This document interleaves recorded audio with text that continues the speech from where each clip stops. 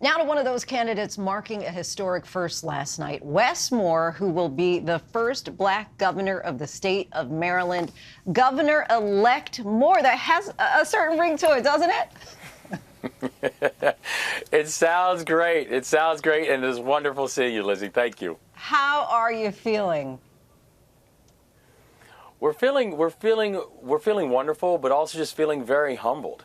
Yeah. I think the people of this state, they didn't just speak, but they spoke loudly. If you look at how the victory happened, it was, in urban and rural and suburban areas of the state, in Democrat and independent and Republican areas of the state. I mean, this was a resounding mandate that the people of Maryland gave. And it was a mandate that we were going to move fast, we were going to be bold, but we were going to build a state that's not leaving anyone behind. And so I'm humbled and I'm very excited. And, of course, we spoke a few weeks ago for our Race to November series where you just kicked me to the curb. You left me behind, contrary to the slogan.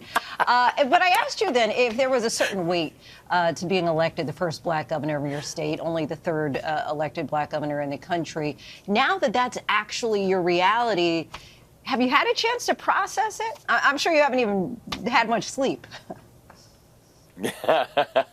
We have not had much sleep, but it is remarkably humbling. Last night I had a chance to, in my acceptance address, I honored my grandmother, who actually passed away last week at the age of 95, who was really the matriarch of my family, and how one of the last things that she got a chance to do was vote for her grandson to be the governor of a state that she loved. And I got a chance to do that while also standing on stage with my 11 and my 9-year-old kids. And so thinking about that dynamic and both the history of the state and what that does mean for the first family to look like ours in the state of Maryland, it's definitely not lost on me. Of course, you're a former Army captain. You, as you mentioned, ran on the military slogan of leave no one behind. I'm curious now, as you look at the economy and inflation, which was the top issue for so many voters, how do you go about doing that? How do you leave no one behind in a state like Maryland when it comes to economic security, given all the concerns about a potential recession? I think one of the most important things we can do is make sure that everyone has a chance to participate. Because if you look at the state of Maryland, we have 2 available jobs for every single person filing for unemployment. And people say, well, how does that make sense? It makes sense because we actually have a dynamic economy in the state of Maryland. We're just not training people to participate in it. And so it means having an education system that's teaching our young people how not just to be employees, but how to be employers. It means focusing on apprenticeship programs and trade programs and getting people in occupations that are currently hiring. It means being able to make sure that people are being paid a fair wage for the work that they are doing, and ending this idea that we should have people who are working jobs, in some cases multiple jobs, and still living at or below a poverty line. So if we can create a participatory economy, an ownership economy, where we're creating pathways for work, wages, and wealth, it's the most important thing that we can do to help Maryland families not just prepare for, but also drive through the fact that there can be some difficult economic headwinds coming. Let's talk about crime, which is, of course, a major issue in the city of Baltimore. It's easy to identify the problem, but do you have a specific solution in order to tackle the issue of rising crime? Yes, and the solution is that there's not going to be a single solution, but we need to make sure that the state is a full partner to be able to address the issue of public safety and violence in our society.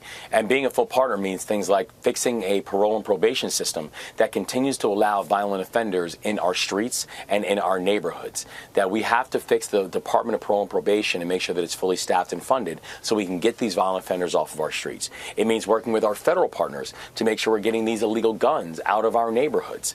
It means being able to actually provide resources and supports to things like our homicide detectives and people who every single day are trying to solve crimes but find themselves understaffed and undermanned.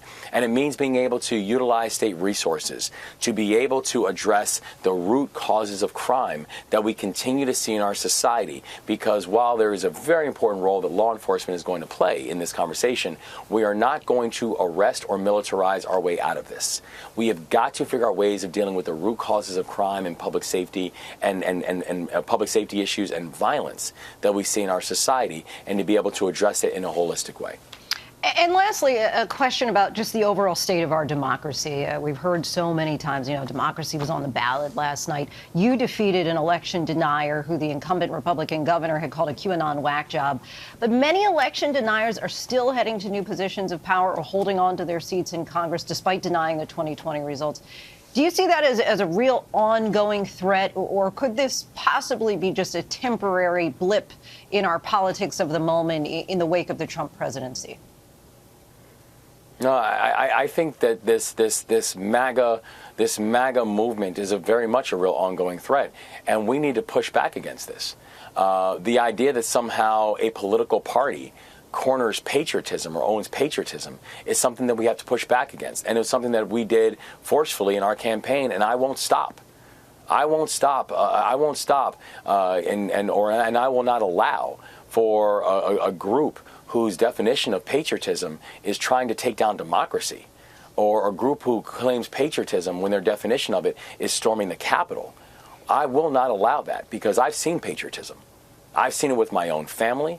I've seen it with the people that I served with in Afghanistan when I was a member of the 82nd Airborne Division, when I led soldiers in combat and led paratroopers in combat. That patriotism is something that we must fight for and we must defend. And that is something that I think is going to become crucial, because in order for us to accomplish anything else that we need to accomplish, the basic fabric of democracy has got to be protected and secured and cherished. We want to send a big congratulations to you, Governor-elect Wes Moore. Really appreciate you coming on the show. Thank you so much for your time. It's great to see you as always. Thank you. Hi, everyone. George Stephanopoulos here. Thanks for checking out the ABC News YouTube channel. If you'd like to get more videos, show highlights, and watch live event coverage, click on the right over here to subscribe to our channel. And don't forget to download the ABC News app for breaking news alerts. Thanks for watching.